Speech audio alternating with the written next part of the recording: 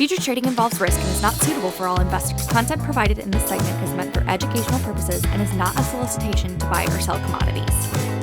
Hello, feed fanatics and grain geeks. Welcome to another edition of the Grain Feed, brought to you by EverAg.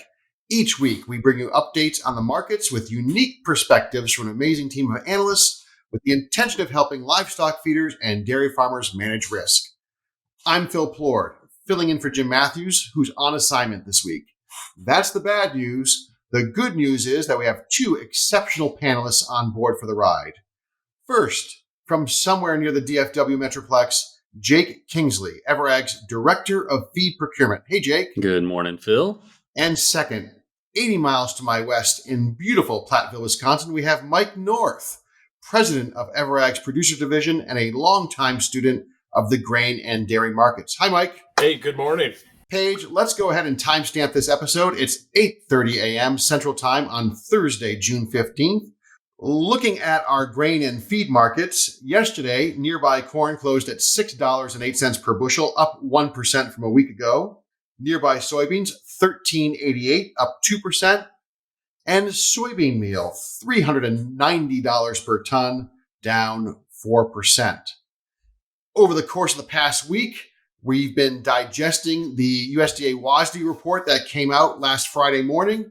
There are some mild surprises in there on the ending stocks figures for corn. Mike, what was the big news out of WASDE and what caught your attention? So there was let's call it a swap that took place between Argentina and Brazil.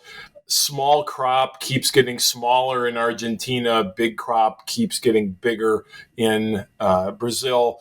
2 million metric tons moving across the line from Argentina to Brazil, leaving Argentina with a 25 million metric ton crop. That hits the smallest estimates that ever got put forward through the season. Brazil moving to 155 million metric tons, another sizable and record crop coming out of there. That impacting world balance sheets, coupled with some cuts on the U.S. side of things, where we saw the U.S. balance sheet move north of 300 million bushels. Corn saw a little bit of a cut to old crop exports. Not a big surprise if you've been watching export pace. And then coupled with a change in imports, it left our ending stocks number 35 million bushels higher, which carried over into the new crop balance sheet just in time for us to start having these weather conversations as we head towards summer. So building up a little excess reserve as we walk into this next phase of the growing season. Yeah, and speaking of the concerns about the crop, new drought map came out this morning.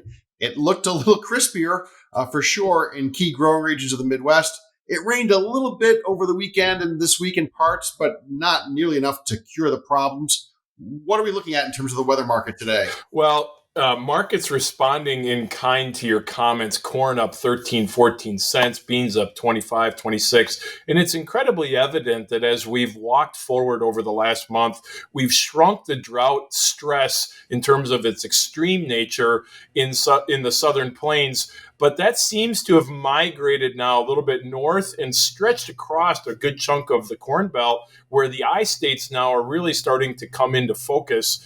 And with the crop in, as early of a stage as it is, it's not a huge concern at this point, but a growing concern as we work our way into the calendar and this crop reaches critical vegetative development state. So that's what's gaining interest in the marketplace. And certainly with rain in the forecast, everybody's wondering how this is going to play out. So a lot of back and forth, very tenuous trade over the last few days as we trade forecasts and wait to see if this rain that's expected this weekend actually comes to fruition. Yeah, and I mean, when's the tripwire?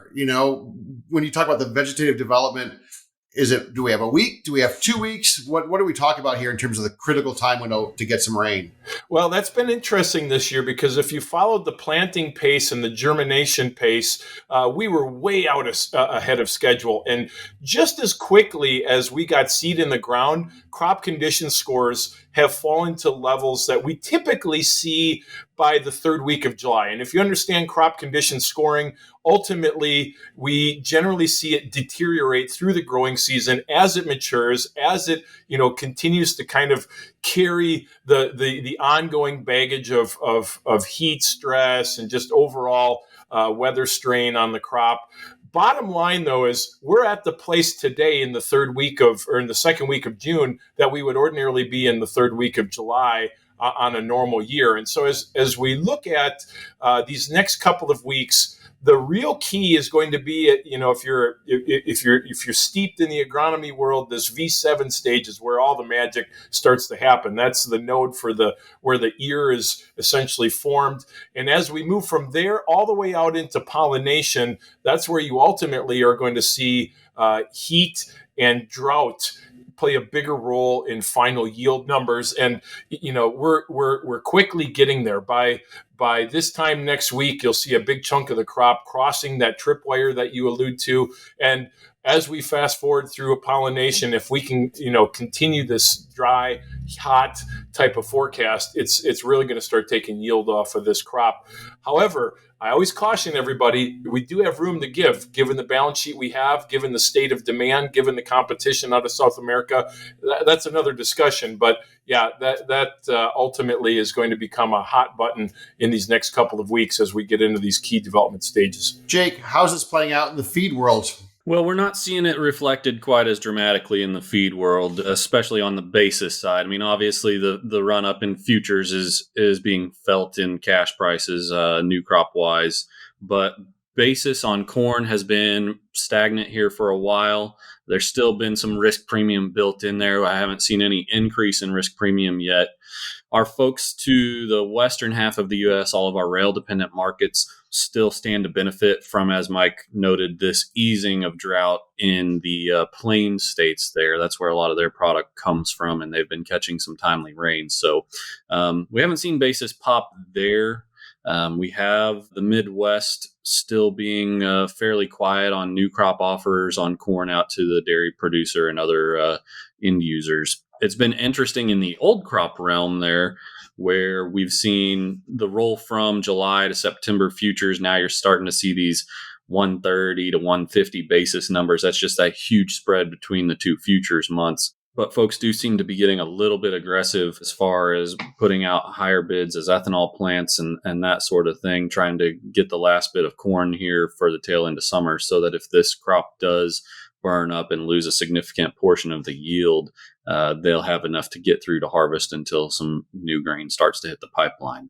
On the protein side, we had seen canola basis numbers really drift lower there in April and part of May, and they've since kind of flatlined well within what I would call the historically average range, or very near to the high end of the range in a lot of places. Soybean meal was a little slower to respond, but over the last couple of weeks, we have seen some soybean meal numbers drop $5-10 a ton on the basis front there. So I think those are actually some pretty attractive numbers. We've been out here encouraging folks to, maybe get a little bit of their October to March protein needs bought up, with basis down here again towards historically average ranges and futures down towards the low end of an 18-month range. So a little bit of activity on that front. Otherwise, on the feed side, really, we've been trying to just manage these futures. We had quite a few folks get in there and cover some topside risk with corn, December corn down around that $5 mark, and be patient on the basis for new crop for a moment. It'll start to get a little interesting, as Mike said, over the next couple of weeks. We get into some critical stages. If we don't start to catch some rain, then we'll have to start to take some of these stronger basis numbers with a little bit of risk premium in them and put them on the books, I think. So we're not there yet. Jake, with dairy prices heading south fast, how does that factor into the equation around decision-making for feed procurement nearby and on a medium-term basis? It certainly makes these folks a lot more reluctant to just lock in a cash price. They've got to have the downside open if they're going to do anything, because right now, break-even is tough if it's there at all. And so these guys are, even with the break in cash feed values over the last couple months, milk seems to have run lower quicker. And so the profitability is just not there. So they've got to have some open opportunity to the downside in this feed market if they're going to do anything. It's a real tricky situation, Mike, right? Because, if it doesn't rain in the next 2 weeks, let's say, you don't want to be exposed to higher corn prices if that materializes, but you don't want to be locked in at, $5.50 if the market's going to $5, right? So what do you see price-wise unfolding over the next couple of weeks? Well, I think you're going to have a lot of choppy trade ahead of this June 30th acreage report. There's still some discussion out there about what the wet spring in the Dakotas meant, specifically North Dakota. Some analysts guessing maybe 500,000 acres lost there. You couple that with some yield loss, and people are pretty excited about what that June 30th number could be. So I'd expect some choppier trade. Obviously, weather forecasts are going to be played out hour by hour, day by day. Every ounce of rain they put in the forecast will weigh on price, while any drying of that forecast puts premium back into this. And we're seeing that already this week with the up and down nature of the forecast. We've had an equally up and down trade in the market, but the bias being mostly upward because of some of that lost yield potential that's in everybody's mind right now. So I would look for sideways choppy, very volatile, but slightly upward trade over the course of the next couple of weeks. Not to make light of the situation, but it does get fun when you have competing weather models. The noon run of this said this and the European model said that. And we kind of twist ourselves into knots every day in the marketplace. Yeah, no doubt. It is a wrestling match of fundamentals right now. And it's always interesting to see which one is on top at the moment, because it seems to, go back and forth quite quickly.